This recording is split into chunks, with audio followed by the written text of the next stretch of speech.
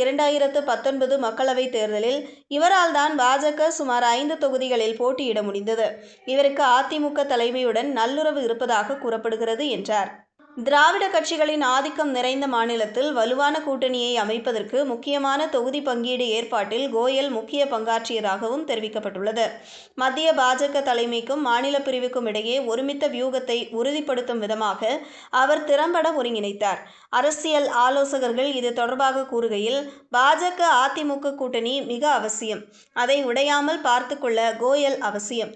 எடப்பாடி பழனிசாமி கூட்டணியின் முகமாக இருக்கும் நிலையில் பல விதங்களில் இது ஆந்திர பிரதேச மாடலை போலவே இருக்க போகிறது.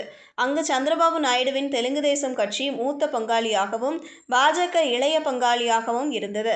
அதே மாடலை தமிழ்நாட்டில் செயல்படுத்த பியூஷ் கோயல் காய்களை நகர்த்துவார். பியூஷ் கோயல் வரும் காலங்களில் 3 விதமான நடவடிக்கைகளை எடுப்பார் என்று கூறப்படுகிறது. முதலாவதாக அவர் அதிமுகவிடம் 65 இடங்களை கேட்பார். இதற்கான ஆலோசனைகளை செய்வார். அதிமுக கூட்டணிக்குள் டிடிவி தினகரனின் அமமுகவை கொண்டுவர பணிகளை செய்வார். அதேபோல் பன்னீர்செல்வத்தை கட்சிக்குள் இணைப்பதற்கான பணிகளை செய்வார். இதற்கான நடவடிக்கைகள் வரும் நாட்களில் எடுக்கப்படும் என்று கூறப்படுகிறது.